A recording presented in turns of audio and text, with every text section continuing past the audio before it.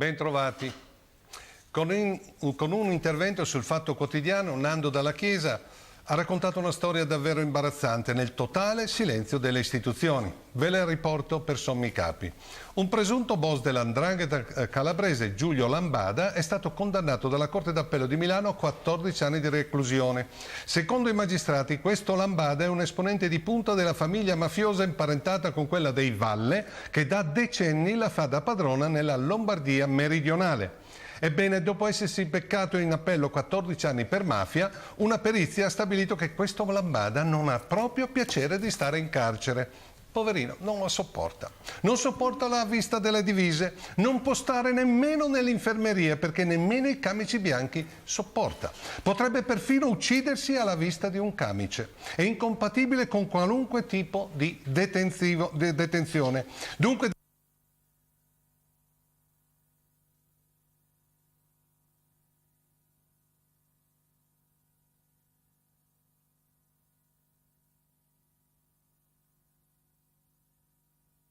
uno scandalo su cui nessuno, ma proprio nessuna riforma della giustizia ha mai saputo balbettare qualcosa.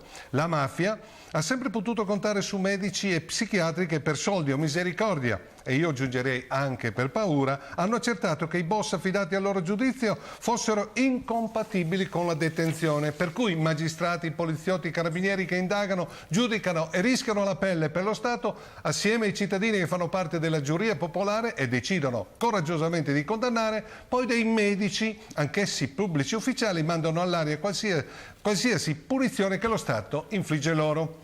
Poi, per far capire che questo andazzo è la normalità, Nando Dalla Chiesa riporta un esempio incredibile.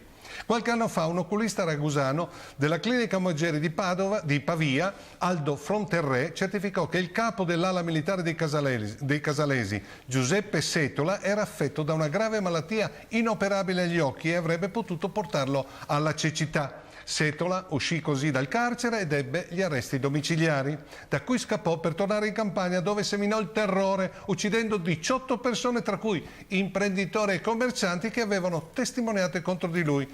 Questi fatti sarebbero materia di approfondimento da parte degli ordini professionali interessati, ma evidentemente se ne infischiano. Naturale dunque chiedersi perché sono stati dati i domiciliari a Giulio Lambada, perché è stato scelto un perito Elvezio Pirfo che opera a Torino. Milano non ha periti capaci di fare una diagnosi? Perché, scrive sempre Nando Dalla Chiesa, un giudice del Tribunale del Riesame di Milano ha scelto un perito di Torino? Anche perché questo dottore così premuroso verso un presunto boss mafioso ha fama di usare le maniere forti.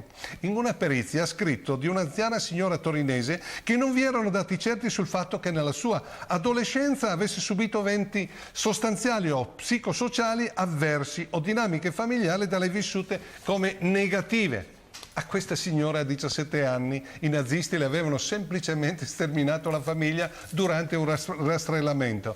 Davvero molto preparato questo perito. Comunque, questo lo dico io naturalmente, comunque, continua Nando Dalla Chiesa, noi vorremmo sapere quali giudici e quale loro dottrina dobbiamo ringraziare per un provvedimento che suona offesa per chiunque abbia subito la violenza mafiosa. Nando è figlio del generale Carlo Alberto Dalla Chiesa, ucciso a Palermo dalla mafia.